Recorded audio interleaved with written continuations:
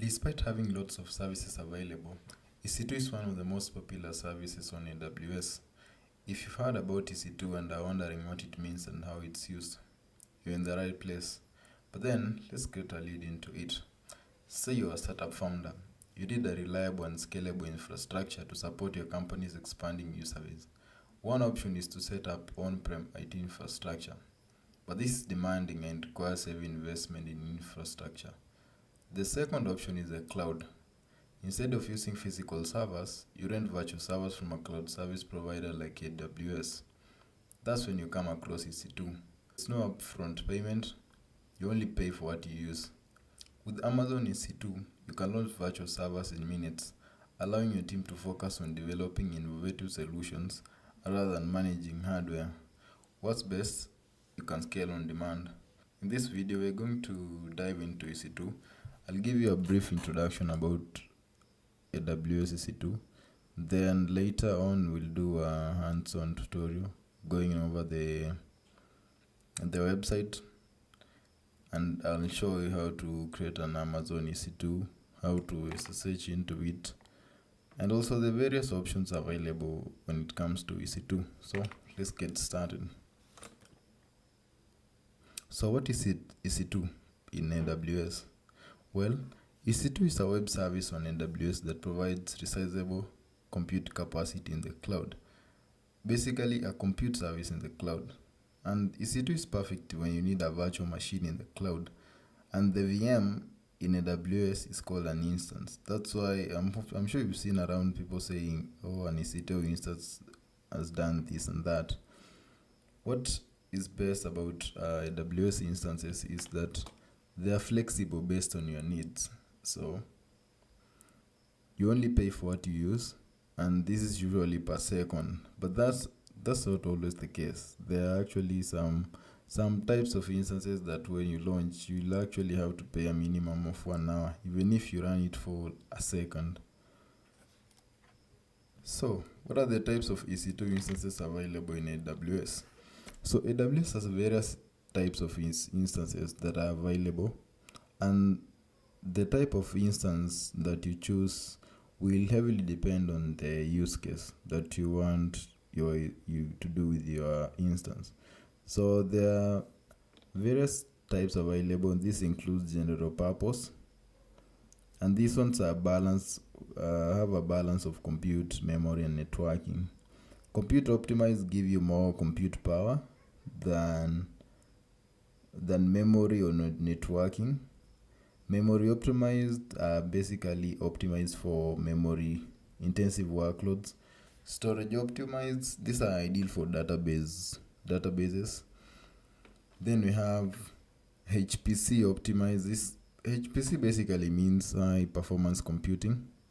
Then we have accelerated computing, and this is the option for high performance GPU. So next, let us look at EC2 pricing. And when it comes to pricing on EC2, it can be as simple as complicated as you want. But the basic idea behind EC2 pricing is you only pay for what you use. You can pay per second, but with a minimum of 1 minute. And the price will obviously vary depending on the type of instance that you choose, the instance family, the size of the instance, and also the region. Yeah, that's another thing. If you launch an EC2 instance, there are various regions available in the AWS global infrastructure, but just know that the pricing is not the same across all the regions. You can find that an EC2 instance is price at this particular level on this region, and when you switch to another region, it's maybe cheap or expensive. But what I've come to notice that instances that are basically in Asia and say Africa are usually a bit more expensive than the ones that are in USA and I'll say North America basically. Yeah. Now it's time for our hands-on labs. So I'll open Chrome and we'll see how it goes. So So if you just Google EC2, you land on this particular page. And this page gives you an overview of EC2. As you can see here, you have 750 hours per month for 12 months if you just sign up for AWS in the first 12 months. But don't be fooled, 750 hours is just one full month. And then of course, when you scroll down here, you can see there are various instance types, and this is exactly what we've been talking about: general purpose, compute optimized, memory optimized, accelerated computing, storage optimized, HPC optimized, and so on. So let us go to the features section. And to the features section, EC2 is they're basically highlighting the various features available when it comes to networking, when it comes to storage, when it comes to operating system and software. So there are many options available to choose from, and you'll basically be spoiled for choice. When it comes to pricing, of course, there's this free tier, and this is only for new AWS customers. But for seasoned people, you can choose to either go with the on-demand plan. This is where you pay for what you use at the end of the month. Then we have the savings plan. These savings plans are usually only applicable to some AWS services like EC2, Lambda, and AWS Fargate. Then we also have spot instances. These ones are usually the cheapest options available, but just be ready for disruption at any moment. Then of course you can reserve capacity. We have reserved instances and more. Then so let me open my AWS console. I've already logged into AWS, so you'll need to log into your account to be able to see an option like this one. I don't have any instances launched, but I can launch an instance by simply choosing instances from this particular panel. So to launch your first instance, click Launch Instances.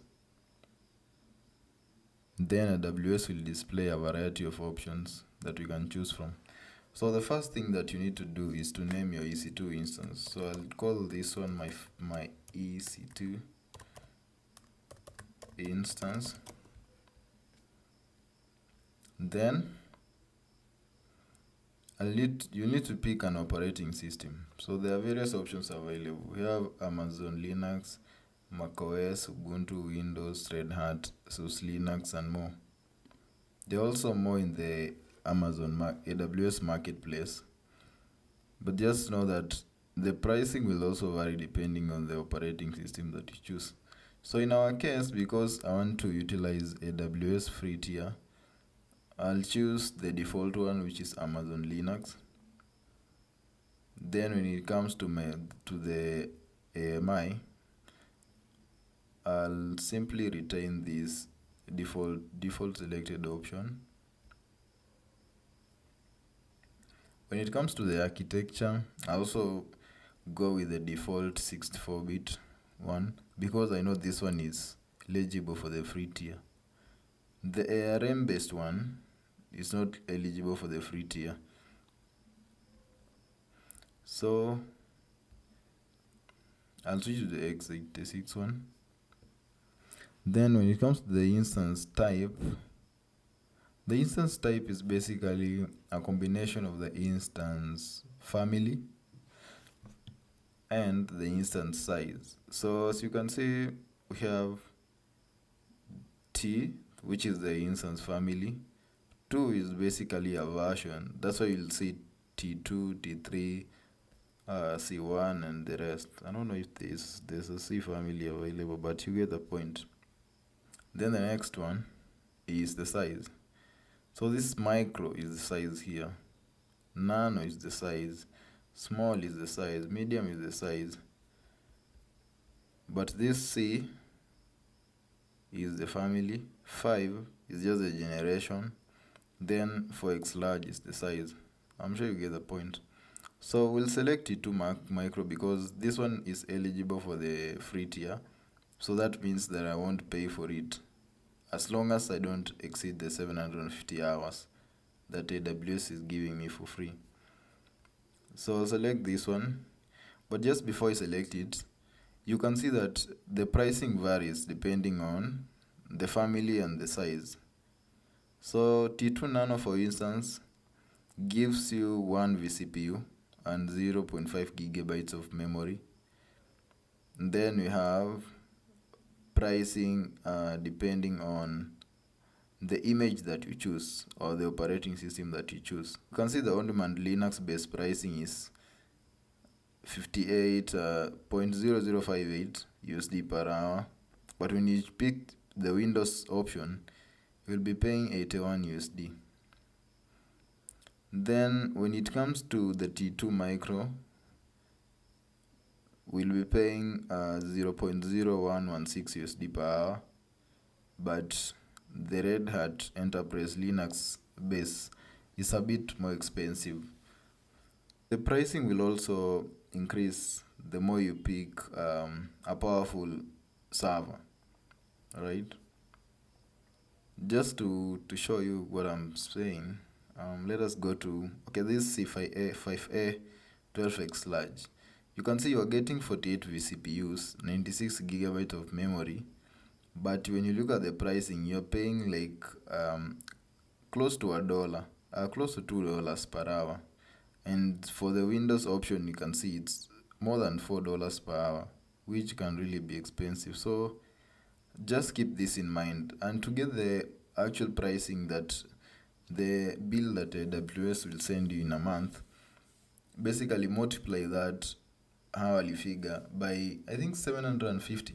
Yeah. So if it's $4, multiply $4 by 750, which will really be some good amount of money at the end of the month. So just keep that in mind. So I'll select the T2 micro, which is eligible for the free tier. Then the next option is to pick a key pair login. And this one is very important if you wish to log into your instance via SSH. So the key pair section is very important, and this is what we use to create a key pair for logging into our instance using SSH. So to create a new key pair, just click create new key pair. I'll give this key pair a value. Let me say sample key. Then I'll leave this default options selected because I'm using a Mac. Then create key pair. So the key pair has been downloaded, as you can see. So the next thing is the network settings section.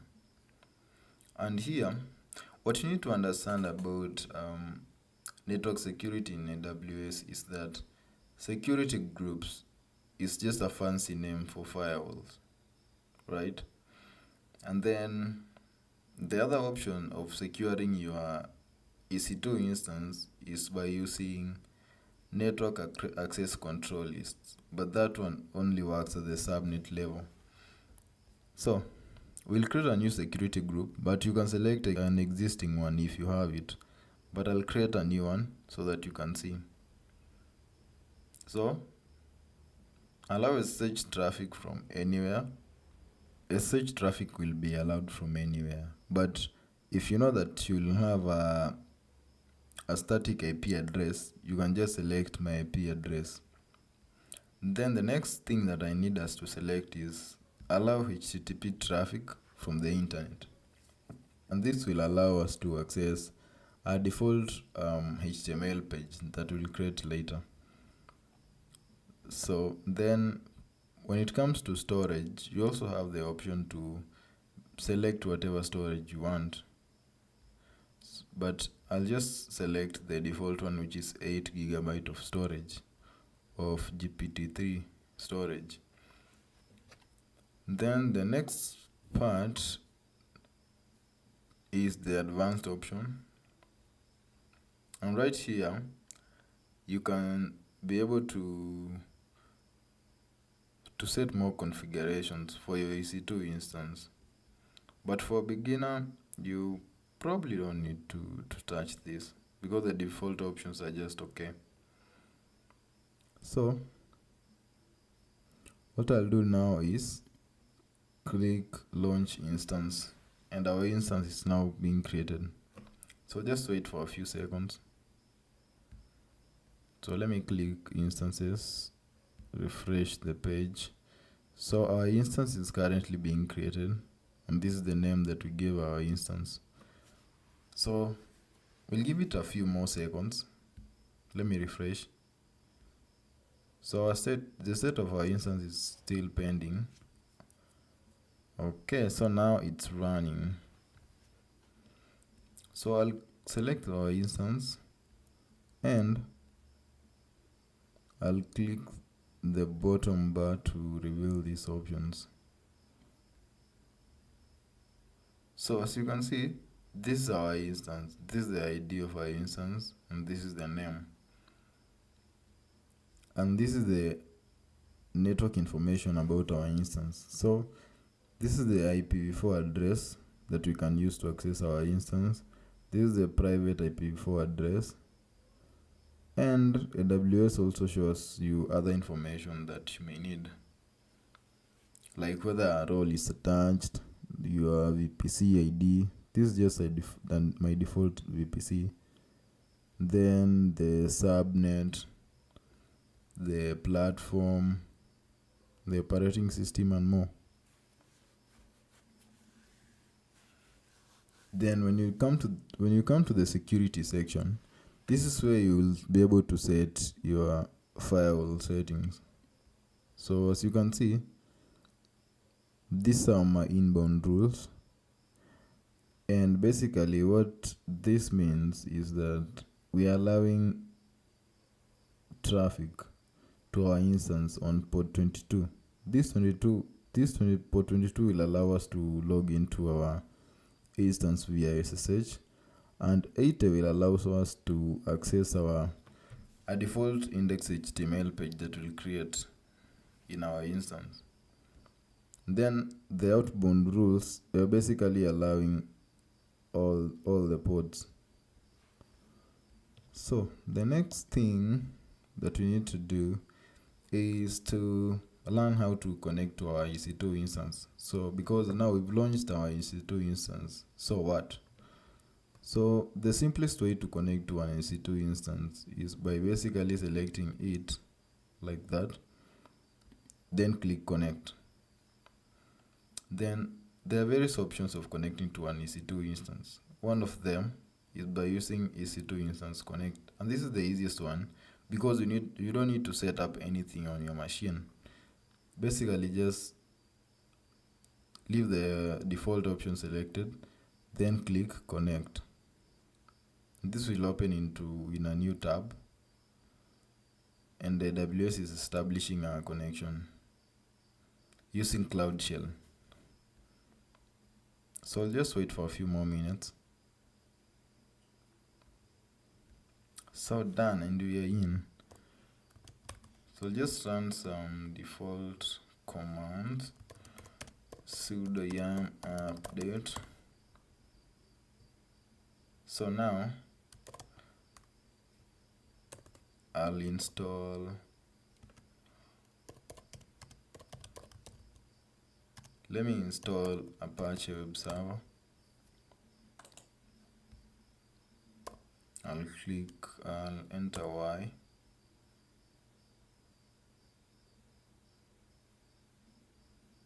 So Apache Web Server has now been installed. So the next thing that I'll do is to check whether there's something already on our instance. So you can just click here, select our instance, go to this bottom option, IPv4 address. You can see this there's an accessible link there that you can click.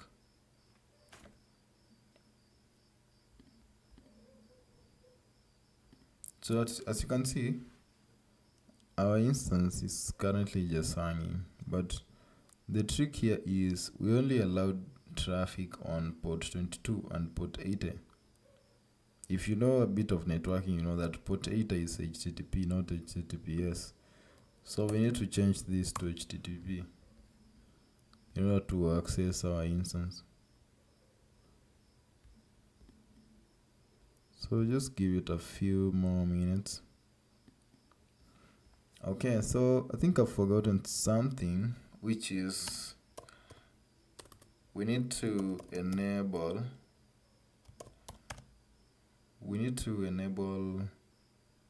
Apache. So I'll say sudo systemctl start httpd and then enable httpd, and this enable command basically tells our VM that whenever we start and whenever we restart our instance, it should be able to automatically restart. So that's all. So now when we refresh this page, you should be able to see a default page served by Apache. And you can see we now have a web page, and this web page is being served from our VM. When you click this network, this extension, you can see that we have Apache web server running on our instance, right? Okay, so that's how you can access your instance using Cloud Shell. But now, how can I access this particular VM instance directly in my terminal on my laptop? So for that, we need to do a couple of things. So first of all, I'm already in my downloads folder, and as you can remember, we set a security key for accessing our VM, and it was downloaded on my machine. So now, what I need to do is basically just set some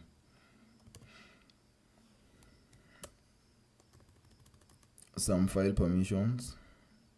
So the chmod 400 command basically sets the file permission to only read and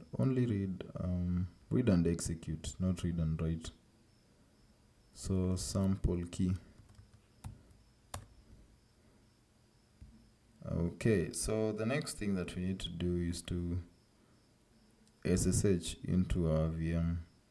So I'll say SSH -i EC2 sample key perm.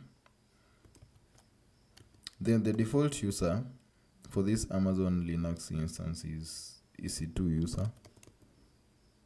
Then we need to specify the host, and the host in this case is the public IPv4 address that was given to us when we created the instance.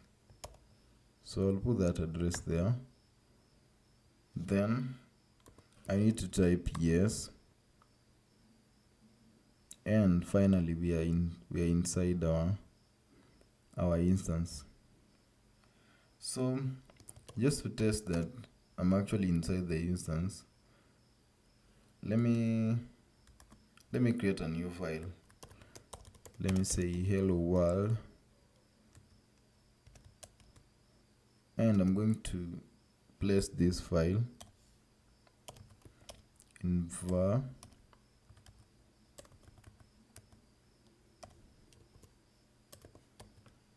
HTML.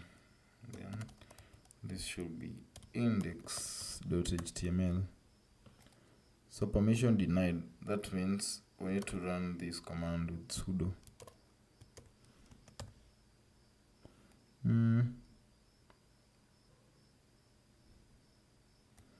So just a minute. Let me navigate to that folder.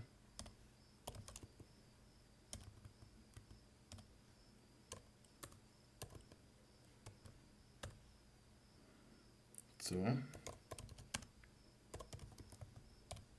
I'll create a new file here. So I need to run it with the sudo command. So the file has been created, and right now this file doesn't have any content. So let us add some content inside. You can just say sudo v. I don't know if vim is available, but let me try. Okay, so we can just say, so click I to enter insert mode. Then I'll say hello world. This is my first instance. Nice one. So click escape, then full colon WQ to save and exit the file. So now if we view the contents, you can see that the entered text is now available inside the index.html file. So now when you access our web page, you should be able to see that instead of it works. So you can see, hello all, this is my first instance. So now you've successfully saved a default HTML file inside our server. So how can we exit the server from the command line? Just click exit, and now we've logged out. One thing that you should be aware of while working with Amazon EC2 instances is that whenever you stop and restart your instance, this public IPv4 address will actually change. Where is it? This one will actually change. So what you need to know when working with Amazon EC2 instances is that the public IPv4 address is not fixed. It will always change whenever you start and restart your EC2 instance. So in case you want a static IP address, then you'll need to use a separate feature called elastic IPs, which is available on this side pane under elastic IPs. But just a note about elastic IPs is you should know that if you decide to create an elastic IP, Amazon will send you a bill at the end of the month. So just keep that in mind. Now that we are done with our demo, we can stop our instance and then terminate it. So we can do that by selecting the instance, checking the instance, then select terminate instance, then click terminate. So our instance is now shutting down, and this usually takes a few minutes. So just a few more seconds. Go back to our EC2 dashboard. I'll refresh the whole page.